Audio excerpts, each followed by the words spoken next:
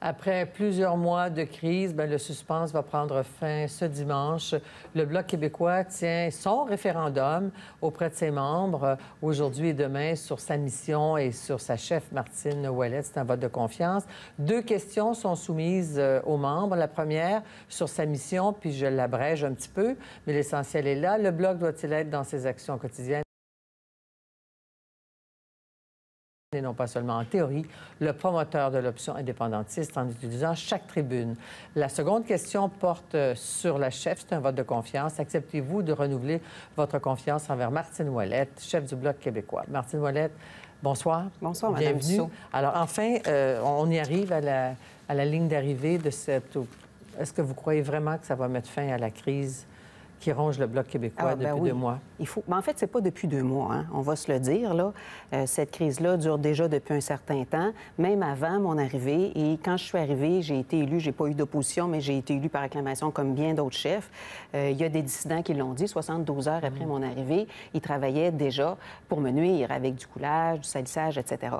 Donc là, voyant l'ampleur que ça a pris dans les derniers mois, le Bureau national s'est dit, il faut reconfirmer le choix des membres parce que c'est pas normal que quelques personnes se permettent, en dehors des instances, quand les instances ont pris des décisions majoritaires, démocratiques, et qui ne sont pas contents de ces décisions-là, se permettent d'aller dans les médias critiquer les décisions de la majorité des membres du Bloc québécois. Mais vous êtes confiante de gagner à 50 plus 1, puis si vous le faites, vous restez en poste. Sur les deux, il faut que les 2 questions obtiennent 50 plus 1. En fait, moi, ce que je dis, c'est que sur la confiance, il faut que ce soit 50 plus 1, parce que ça, c'est la partie du vote de confiance. Et c'est certain que sur la première question, c'est l'article 1 actuellement du Bloc québécois qui a été voté en 2014 lors du Congrès.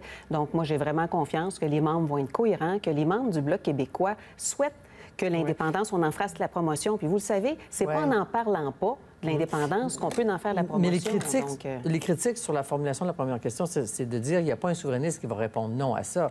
C'est nier son... Non, là, vous n'avez pas raison, Mme Dussault. Les démissionnaires, ils sont démissionnés sur ça.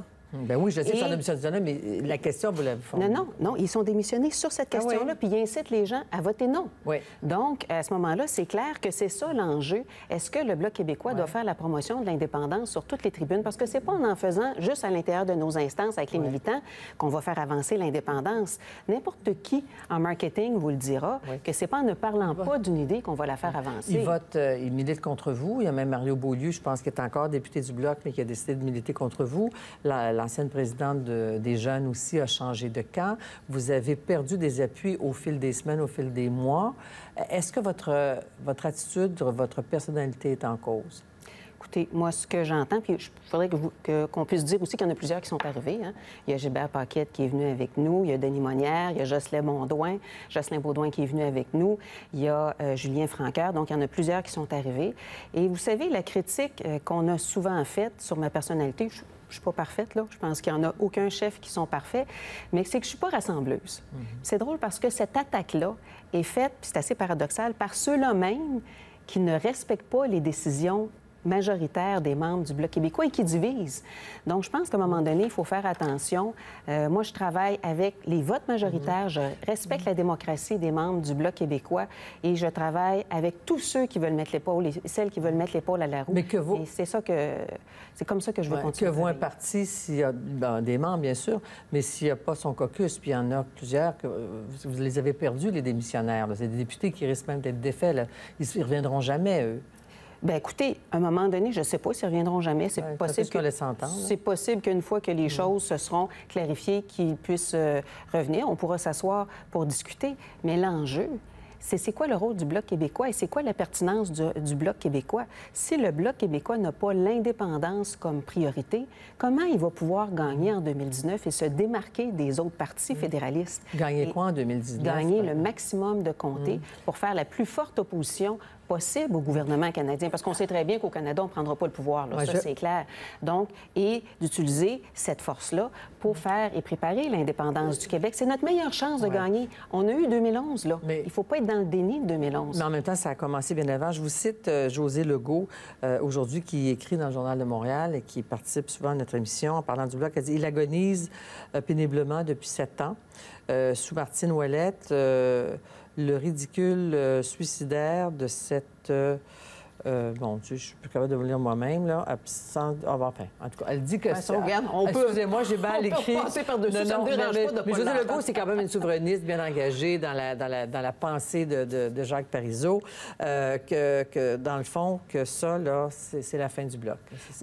C'est son opinion, puis c'est son opinion bien personnelle. Il y en a plusieurs qui l'ont prédit, la fin du Bloc québécois. Moi, je pense que ça prend un renouveau du Bloc québécois. Quand je suis arrivée, je l'ai dit, le Bloc tel un phénix, il va renaître. Oui. Et je ne vous parle pas du programme de paye fédéral, mais moi, je pense que la seule façon que le Bloc puisse avoir un renouveau, c'est vraiment de s'appuyer sur l'indépendance. Il n'y a pas un parti indépendantiste qui, quant à moi, peut avancer et augmenter son nombre de votes sans faire la promotion de l'indépendance. Avez-vous l'impression de tendre la main et du même souffle d'attaquer vos adversaires, les gens qui s'opposent à vous, et que ceux qui ne pensent pas comme vous deviennent des ennemis?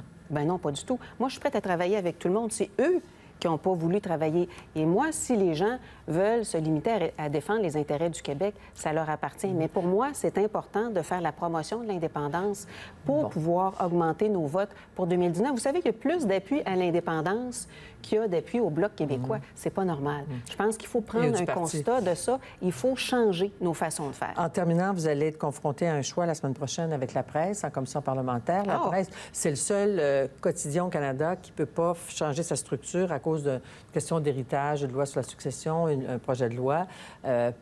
Pourquoi vous n'acquiescez pas à cette demande? En fait, moi, ce que je dis, c'est qu'on n'a pas suffisamment d'informations. Il y a deux raisons. Premièrement, moi, ce qui me préoccupe, ce sont les emplois. S'il y avait cette loi-là en 1967, c'était aussi pour maintenir les emplois au Québec. Et là, dans la structure qui nous est présentée avec des dons de charité, là, parce que c'est vraiment un dossier transparlementaire, il n'y a rien qui nous garantit que les emplois vont rester. C'était déficitaire avant. Qu'est-ce qui ferait que ça ne sera plus déficitaire après? Est-ce que c'est parce que c'est un quotidien fédéraliste? Non, c'est pas pour ça. Et le deuxième enjeu, c'est l'indépendance. Power Corporation nous dit qu'il faut que ça soit indépendant du gouvernement, mais quand le gouvernement investit, c'est normal qu'on pose des questions. Et là, dans la structure qui dépose, c'est un organisme à but non lucratif, mais encore sous le contrôle... Non, mais encore sous le contrôle de Power Corporation. Et rappelons que Power Corporation fait 52 milliards de revenus par année. Donc, je pense que là, à un moment donné, il faut un peu regarder. Et je pense qu'il y a deux problématiques qu'on a. Pas de garantie pour les emplois et... Vous pourriez bloquer tout ça, puis faire retarder le projet, puis donc mettre en péril les emplois. Non, on ne met pas en péril les emplois. L'urgence, moi, je crois que c'est Power Corporation qui a créé de toutes pièces cette urgence-là. S'il avait vraiment voulu, M. Crevier me dit que ça fait plus d'1 an qu'il réfléchit à cette structure corporative-là. Il n'y a pas de raison qu'il dépose ça aussi tard et qu'il nous mette dans un faux sentiment d'urgence en voulant bulldozer tout le processus et accélérer un processus parlementaire. C'est pas normal qu'on ne puisse pas faire notre travail correctement. Merci. Alors, on suit ça en fin de semaine et la semaine prochaine. Merci, Mme Ouellet.